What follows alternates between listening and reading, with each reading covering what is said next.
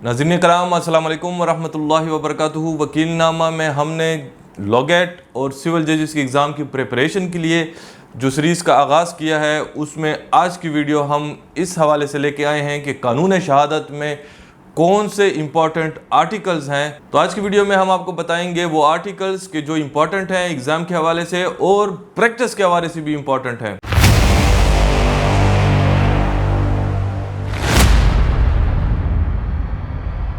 तो चलें शुरू करते हैं। लेकिन अगर आपने कागज़ कलम नहीं लिया तो वीडियो को इधर ही स्टॉप करें, कागज़ कलम ले लें, तमाम आर्टिकल्स को आपने लिखना है। सबसे पहला आर्टिकल जो हमारे पास है वो आर्टिकल 17 है। आर्टिकल 17 ये कहता है कि कोई भी चीज़ साबित करने के लिए कुरान और सुन्नत के मुताबिक आपने उसको साबित करना है। इसका मतलब ये है कि किसी डॉक्यूमेंट को साबित करने के लिए या किसी फैक्ट को या इंतकाल को साबित करने के लिए आपको दो गवाहों की ज़रूरत होगी, यानी दो मेल गवाहों की ज़रूरत होगी या एक मेल और दो फीमेल गवाहों की ज़रूरत होगी। ये है आर्टिकल 17, लिख लें, इंपॉर्टेंट सेक्शन है, एग्जाम में ज़रूर आएगा। इसके बाद जो हमारे पास इंपॉर्टेंट आर्टिकल कानून शहादत में है वो आर्टिकल 72 से लेके 76 तक हैं। ये प्राइमरी एविडेंस और सेकेंडरी एविडेंस के हवाले से हैं। प्राइमरी एविडेंस क्या है और उसको किस तरह आप साबित करेंगे, सेकेंडरी एविडेंस किस चीज़ को कहते हैं और उसको किस तरह साबित करेंगे, ये कानून शहादत में इंतहाई अहमियत के हामिल आर्टिकल्स हैं। प्राइमरी एविडेंस उस चीज़ को कहते हैं कि जो डॉक्यूमेंट ओरिजिनल आपके पास मौजूद है तो वो आपका प्राइमरी एविडेंस है, और जो सेकेंडरी एविडेंस है अगर वो आपसे गुम हो जाता है या वो आपके मुखालिफ की कस्टडी में है तो उसको साबित करने के लिए आपको सेकेंडरी एविडेंस लीड करनी होगी, कोर्ट से इजाज़त चाहना होगा, और फिर कोर्ट जब इजाज़त दे देगी तो उसकी सेकेंडरी एविडेंस को पेश करना होगा, यानी उसके फ़ोटो स्टेट है, उसके गवाहान हैं, और ये तमाम चक्कर आपको चलाना पड़ेगा। तो ये सेकेंडरी एविडेंस इसको कहेंगे। तो ये इंतहाई इंपॉर्टेंट सेक्शंस हैं, आर्टिकल्स हैं, 72 से 76 तक लिख लें, ज़रूर एग्जाम में आएगा। इसके बाद हमारे पास जो दूसरा आर्टिकल आता है वो आर्टिकल 79 है, लिख लें, इंतहाई इंपॉर्टेंट है। वो ये कहता है कि अगर आपने कोई डॉक्यूमेंट लिख लिया है या कोई एक इंतकाल आपने दर्ज रजिस्टर करा लिया है या कोई आपने ज़ुबानी कोई मुआहिदा किया हुआ है, तो अगर आपने उस मुआहिदे को साबित करना है कोर्ट में तो कम अज़ कम दो मेल गवाहान या एक मेल गवाह और दो फीमेल गवाहान का, जिस तरह का आर्टिकल 17 की विजडम है, वो आपको ज़रूरत पड़ेंगे। लेकिन अगर आप उसमें से एक को पेश करते हैं, एक को नहीं करते, तो फिर ऐसी सूरत में आपका वो डॉक्यूमेंट जो है, चाहे उस डॉक्यूमेंट के ऊपर आर्टिकल 17 की कंप्लाइंस हो चुकी हो, आपने वो रिक्वायर्ड जो उसके विटनेसेस हैं आपने उस पर डाले हुए हों, लेकिन अगर आप कोर्ट में उनको पेश नहीं करते, एक को करते हैं एक को नहीं करते, तो वो डॉक्यूमेंट आपका कंसिडर ये करेगी कोर्ट के वो प्रूफ नहीं हुआ।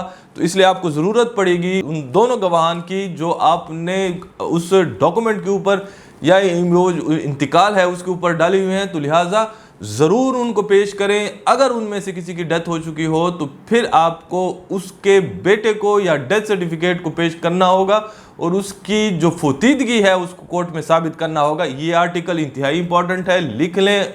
इसके बाद जो हमारे पास आर्टिकल है वो आर्टिकल 81 है। आर्टिकल 81 ये कहता है कि अगर उसमें से जो एग्जीक्यूटेंट पार्टी है अगर वो इस चीज़ को, इस डॉक्यूमेंट को मान ले तो फिर आपको आर्टिकल 79 की कंप्लाइंस की कोर्ट में ज़रूरत नहीं है। आपको ये साबित करने के लिए उन दो गवाहान को, गवाह हाशिया जो उस इंतकाल के ऊपर हैं या उस डॉक्यूमेंट के ऊपर हैं, मुआहिदे के ऊपर हैं, उनको कोर्ट में पेश करने की ज़रूरत नहीं है।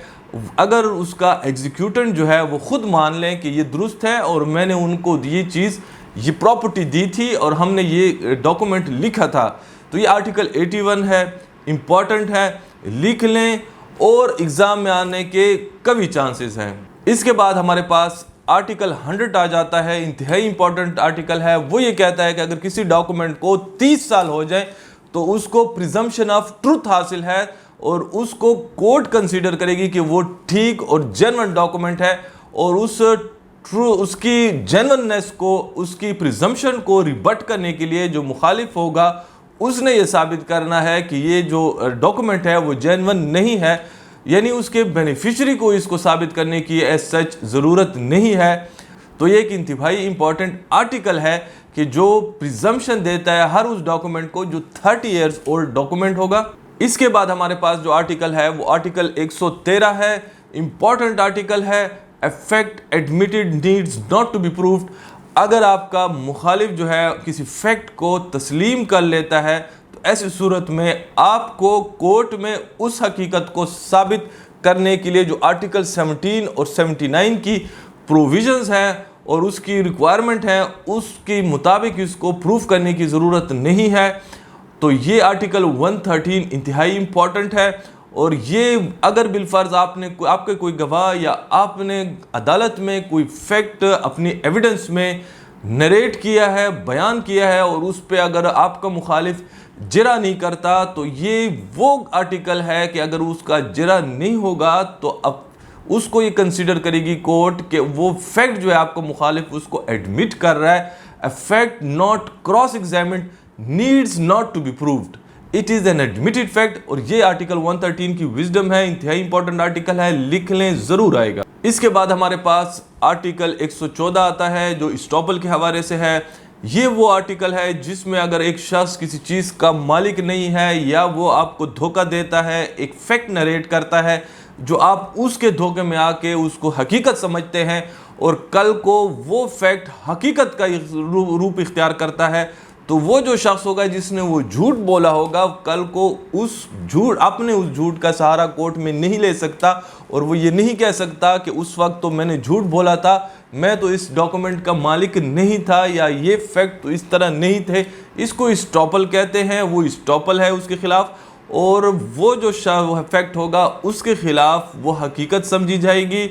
अगर बिलफर्ज किसी प्रॉपर्टी के हवाले से वो ये कहता है कि ये प्रॉपर्टी मेरी है और मैं आपको बेचना चाहता हूँ और बेसिकली वो प्रॉपर्टी उसके वालिद साहब की हो और कल को और आप उसके धोखे में आके उससे प्रॉपर्टी ले लेते हैं, तो कल को जब उसके वालिद साहब की डेथ होती है और उसको इनहेरिटेंस में वो प्रॉपर्टी मिलती है तो ये नहीं कह सकता कि उस वक्त जब मैंने इसको दी थी तो मैं मालिक नहीं था, क्योंकि इसने इस्टॉपल की है, उसको ये बिलीव करवाया है कि मैं इसका मालिक हूं। तो अब कोर्ट में उस झूठ का ये फ़ायदा नहीं ले सकता। इंतहाई इंपॉर्टेंट आर्टिकल है, एग्जाम में ज़रूर आएगा। इसके बाद हमारे पास आर्टिकल 17 है, बर्डन ऑफ प्रूफ किसके ऊपर होगा।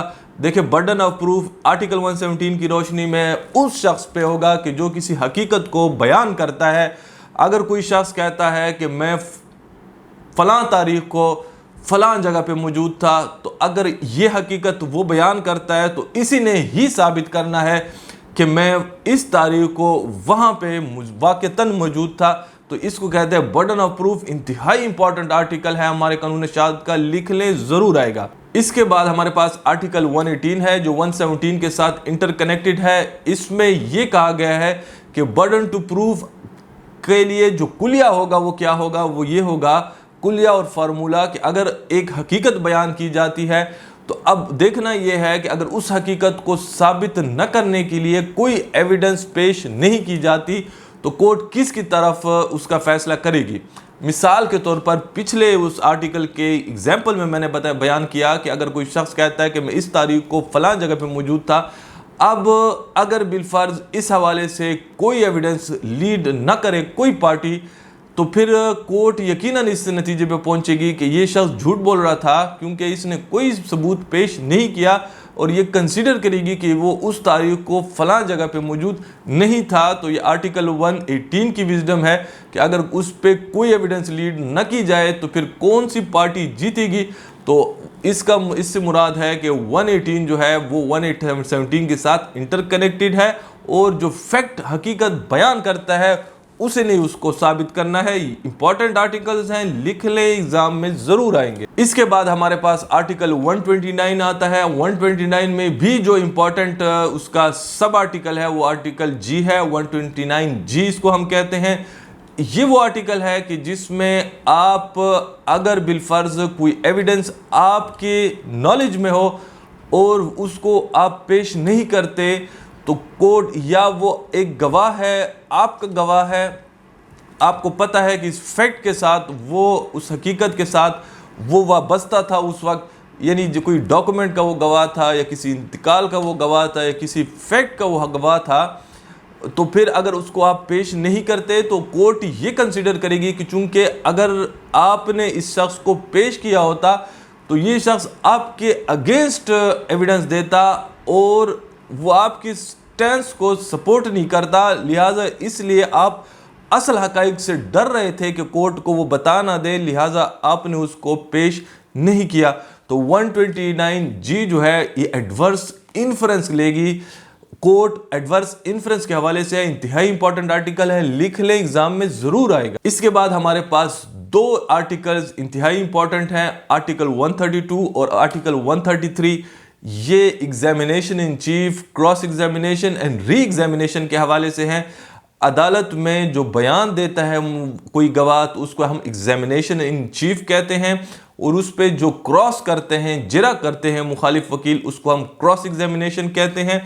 और फिर अगर उसी गवाह को दोबारा वही शख्स जिसका वो गवाह होता है दोबारा बुलाता है क्रॉस में कोई ऐसी हकीकत को डिफाइन करने के लिए या उसको एक्सप्लेन करने के लिए, बेटर एक्सप्लेन करने के लिए दोबारा बुलाता है, तो उसको री एग्जामिनेशन कहते हैं। री एग्जामिनेशन में वो किसी और नए फैक्ट को नहीं बयान कर सकता, जो जिरा में कोई एक चीज़ उससे रह गई है, उसको सही डिफाइन नहीं किया गया किसी सवाल के जवाब में, तो वो उसको बुला सकता है और उसको री एग्जामिन करा सकता है।